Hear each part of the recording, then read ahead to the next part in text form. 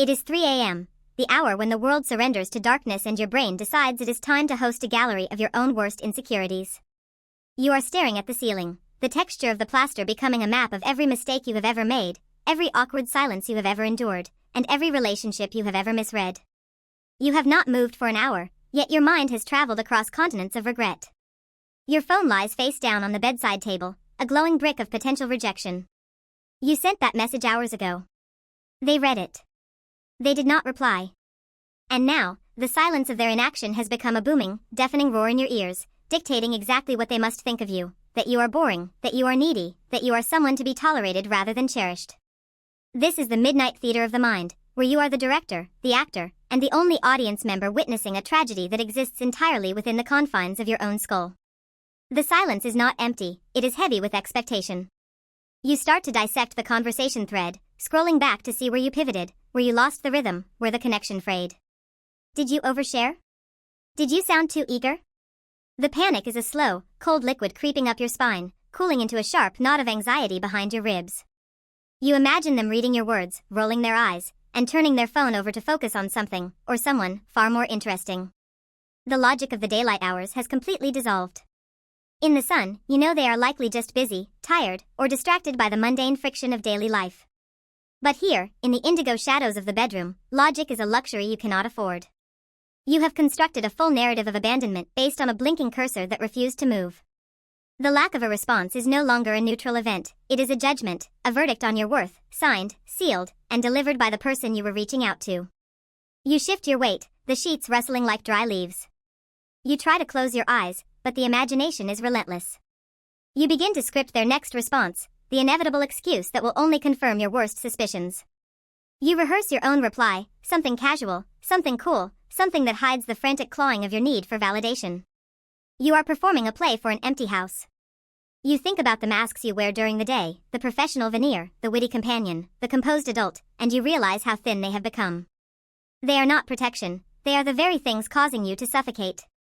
You wonder if everyone else feels this disconnect, if the people you speak to during the day are just as fractured, just as terrified of being left behind by the digital tether of modern connection. You feel like a ghost haunting your own life, observing your reactions with a detached, cruel precision. The internal monologue takes a sharper turn toward the vitriolic. Why do you need them to answer?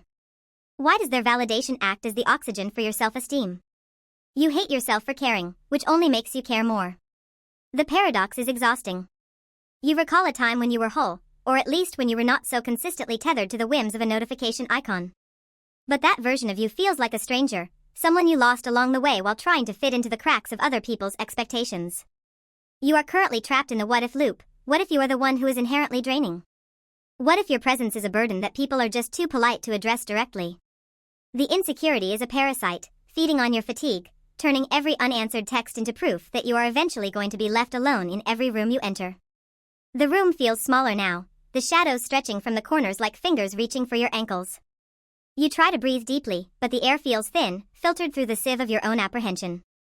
You find yourself bargaining with the darkness. If they reply by morning, you will be fine. If they don't, you will cut the cord. It is a lie, of course. You know you will check your screen the second the sun breaks the horizon, your heart hammering against your chest like a trapped bird. You are not waiting for a text, you are waiting for permission to exist, to feel secure, to stop this relentless, grinding analysis of your own social currency. You are drowning in a sea of your own making, and the shore is only a few inches away, yet you refuse to swim because you are too busy counting the waves that have already passed over you. There is a strange, bitter comfort in this suffering. It is a familiar rhythm, a lullaby of low-level misery that you have mastered over the years.